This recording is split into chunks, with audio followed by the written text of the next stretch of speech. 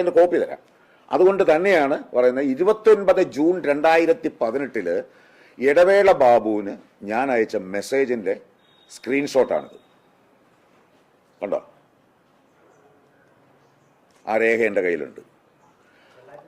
2018 June 29, അതായത് വിനയൻ്റെ ഒരു കേസുണ്ട് അമ്മ സംഘടനയുമായിട്ടുള്ള, അതായത് ശ്രീ ഡയറക്ടർ വിനയൻ, അദ്ദേഹത്തിൻ്റെ എന്താണ് വിലക്കി എന്നൊക്കെ പറഞ്ഞുകൊണ്ട് അമ്മ സംഘടന അതിനകത്ത് ആണ് ഒന്നാം കക്ഷി.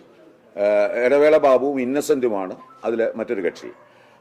അങ്ങനെ competition commission of India Delhi അവിടെ ഈ കേസ് നടത്തുന്നു. ആ കേസിൽ ശ്രീ വിനയൻ നിങ്ങളതൊക്കെ റിപ്പോർട്ട് ചെയ്തിട്ടുള്ളതാണ്. ശ്രീ വിനയൻ വിജയിക്കുന്നു. ആ ഇതിൻ്റെ അടിസ്ഥാനത്തിൽ അതിനകത്തെ പ്രധാന, ഞാനും അതിനകത്തൊരു എന്താണ് സാക്ഷിയായിട്ട് എന്നെയും വിസ്തരിച്ചതാണ് കമ്മീഷൻ. അവിടെ എറണാകുളത്ത് വൈറ്റ് ഫോർട്ട് ഹോട്ടലിൽ വെച്ച് എന്നെയും വിസ്തരിച്ചതാണ്. അന്ന് ഞാൻ ഒരു കാരണവശാലും അമ്മയെ തള്ളി പറഞ്ഞിട്ടില്ല. അമ്മയ്ക്ക് അനുകൂലമായിട്ടാണ് ഞാൻ മൊഴി കൊടുത്തത്. ആ മൊഴി വായിച്ചു നോക്കിയാൽ അറിയാം. അത് എന്താണ് കോമ്പറ്റീഷൻ കമ്മീഷന്റെ അതിനകത്ത് ജഡ്ജ്മെന്റിനകത്ത് അത് പറഞ്ഞിട്ടുണ്ട്.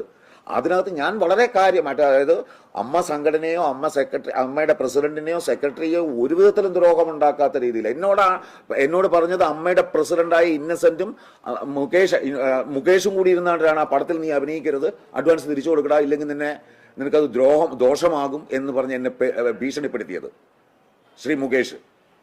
തമാശയായിട്ട്, അതായത് ഭീഷണി എന്ന് പറയുന്നത് കത്തിവെച്ച് കുത്തുന്നത് മാത്രമല്ലല്ലോ ഭീഷണി, തമാശയായിട്ട് ചിരിച്ചുകൊണ്ടെങ്കിൽ ഭീഷണിപ്പെടുത്താം, അറിയാമല്ലോ. അതിനൊക്കെ നല്ല ഹ്യൂമർ സെൻസോട് കൂടി ആക്ഷേപിക്കാം, അല്ലെങ്കിൽ എന്താണ് ഭീഷണിപ്പെടുത്താം. അങ്ങനെ ഭീഷണിപ്പെടുത്തിയിട്ടാണ് ഞാൻ ആ പടത്തിൽ നിന്ന് പിന്മാറേണ്ടി വന്നത്. എനിക്ക് എന്നെ സംബന്ധിച്ചിടത്തോളം ഞാൻ എന്തിനീ പ്രശ്നങ്ങൾ, ആ ഒരു പടം പോയ പോട്ട് എന്ന് ഇതായത് വഴക്കുണ്ടാക്കുക എന്നും വേണ്ടെന്ന് പറഞ്ഞു ഒഴിഞ്ഞു നിന്നിരുന്നതാണ്. വിനയന്റെ പടത്തിന്റെ പേര് ഞാൻ വിട്ടുപോയി.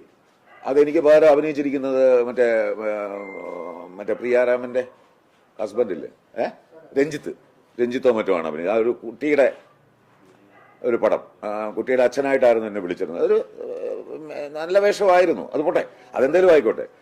അതിലെനിക്കൊരു നല്ല റെമോണ്ടേഷൻ പറഞ്ഞിരുന്നതാണ്. ആ റെമോണ്ടേഷൻ അതിനകത്ത് എനിക്ക് അഡ്വാൻസ് കിട്ടിയതാണ്. ആ അഡ്വാൻസ് അടക്കം ഞാൻ തിരിച്ചു കൊടുത്തു. അതുവരെ കോമ്പറ്റീഷൻ കമ്മീഷന്റെ വിധിയിലുണ്ട്. അപ്പൊ എന്നെ സംബന്ധിച്ചിടത്തോളം എന്നെ അവർ വിലക്കി, എൻ്റെ ജോലി അല്ലെങ്കിൽ എൻ്റെ സിനിമ വിലക്കി. ഒരിക്കൽ സിദ്ദിഖൊരു KPSL എഴുതിയും കൂടെ നിങ്ങളൊരു പ്രസ് മീറ്റ് നടത്തിയല്ലോ. അതിനകത്ത് എന്താ പറഞ്ഞേ, ആരെങ്കിലും ഒരാൾ ഞങ്ങളാരെങ്കിലും അവരുടെ പടം ഇല്ലാതാക്കി അല്ലെങ്കിൽ അവരുടെ അവസരം നിഷേധിച്ചു എന്ന് തെളിയിച്ചാൽ പറയുന്നത് ചെയ്യാന്ന് പറഞ്ഞല്ലോ. ഞാൻ തെളിയിച്ചിട്ട് എന്താ പറയുന്നത് ഒന്നും ചെയ്യാഞ്ഞത്? എനിക്കെന്താ തെളിയിക്കാനായിട്ട് കോമ്പറ്റീഷൻ കമ്മീഷന്റെ ജഡ്ജ്മെന്റ് അങ്ങോട്ട് കാണിച്ചാൽ പോരെ? കൃത്യമായിട്ട് ഞാൻ തെളിയിച്ചല്ലോ. അന്നേരം ഒന്നും അവർക്ക് ഒന്നും മിണ്ടാനില്ല. അപ്പൊ അങ്ങനെ ഉത്തരം മുട്ടുമ്പോൾ കൊഞ്ഞനം കുത്തിയിരിക്കുകയാണിത്.